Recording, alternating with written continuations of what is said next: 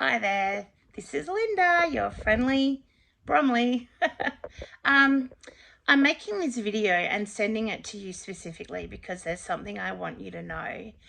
And I'm too tired to literally write it over and over again to the people that I really wanted to tell personally, as opposed to a Facebook post or something, which I probably won't actually do.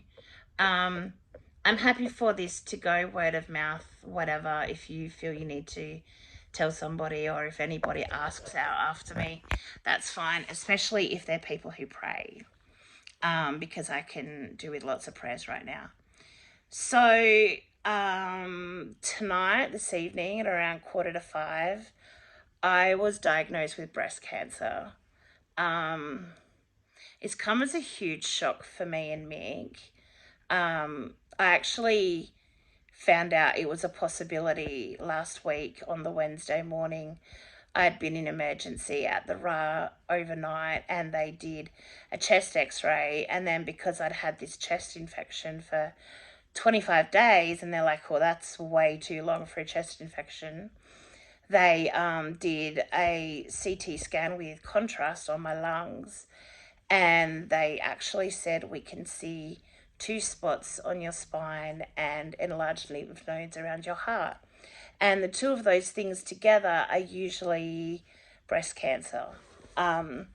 So then what followed was, sorry, I still get really out of breath, which is apparently can be a sign of cancer, is the breathlessness and coughing, which those of you who've seen me in the last few weeks know that's a big thing of me lately. Anyway, I was able to get in to have a mammogram on Friday, which didn't really show anything. Then they did an ultrasound and then a biopsy. And so yesterday I also had a PET scan, which was my whole body. And today I had the results. So on the PET scan, it showed that there were numerous spots where I have 1 to 3 millimeter tumors on my vertebrae, so up and down my spine. There's some, and there's also a couple ribs that have little tiny tumors, and there was another spot. I can't remember. There was another bony spot where there was one. So they couldn't find it in my breasts for sure, but they said that the under my arm where they took the biopsy, when they took those samples, it's breast cancer cells. No, it's the cancer is in breast cells, if that makes sense. So that's how they know that it's definitely breast cancer. I spent a few days, from Wednesday to Sunday at my friend Roxanne's, just so I could process and cry and sleep and whatever without scaring Mick. And then Sunday night when I came home, I told him, and he's been a real trooper. He really has been amazing since. And he wanted to come to the appointment today, but he ended up feeling nauseated, and maybe it was just anxiety because he's been a lot better tonight. So yeah, the thing that makes me cry the most is when I think about Mick. And yeah, it's just because it's always been just the two of us. And this is pretty huge. And you know, those very first 48 hours, I kind of did, I guess, catastrophize a lot, which is kind of natural, I suppose. And all I could think of was, oh my gosh, I'm going to die and Mick will be left alone. And, you know, your brain goes crazy. Anyway, don't know the prognosis yet, although they did say, oh, your particular cancer is quite common and therefore it should be hopefully open to good treatment.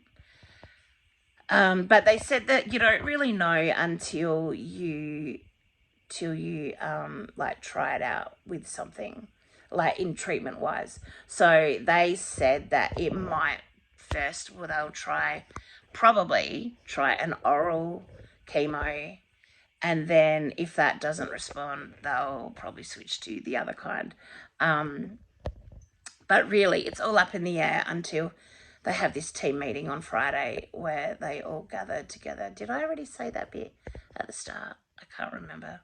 Anyway, all I know is that I get tired a lot quicker already. And I think it's just from the stress of it all. It's it's been torture, just this week of waiting. So anyway, yeah, that's my news. And sorry, it's not the best news to share. I don't really like sharing horrible news, but I would ask that you could pray, and yeah, maybe also if you have some time, send Mick a little note or a message on Messenger or something, because you know, we really are a two-person deal. We're a team, and people tend to a lot forget that Mick is there too, and he feels it all too, and he you know, he just wants to protect me so much, and it's hard when it's not you going through it and you see, you know, probably the person closest to you in pain or in agony or scared or whatever, and like I'm trying to be brave for him. And I think I'm actually doing pretty well. I mean, I think I cried a little bit in the appointment tonight, and I think I'm just still in shock because after last week, I had thought that it would maybe not be breast cancer because they couldn't find anything.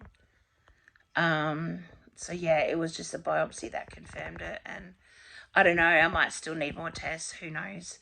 But all I know is that, yeah, this is kind of scary, and I really would love your prayers and any support that you could give, because it's tough when it's just you and your brother against the world. I mean, that's how it's always felt for Mick and I. You know, we've had people after people dump us a lot, and so it does feel scary that I don't have extended family who will be supporting us, or I guess that's where Mick and I look to our church family, because we don't have that extended family. And yeah, so I mean, our church family really is our family now. And yeah, so anyway, I'm rambling. Sorry. So if you feel you need to tell people, that's fine. Like I have already told a few people before today, just people that I wanted to pray, and I just felt had a right to know, given their kind of relationship with me or to me. But now that I didn't want everyone to know until I had a diagnosis, and I got that today. So now, you know, if you want to tell people, that's okay. Ask them to pray. Yeah, I'd rather it not just be a gossipy thing, but you know, just share if you're worried and need to talk, or I don't know, whatever. Anyway, thank you so much for listening to this and watching, and for being a person in my life who I love enough that warrants a personal message. Sorry, this can't be super personal, individually tailored to each person, but I think you understand why I've done this. Okay, I love you, and enjoy your weekend. See ya.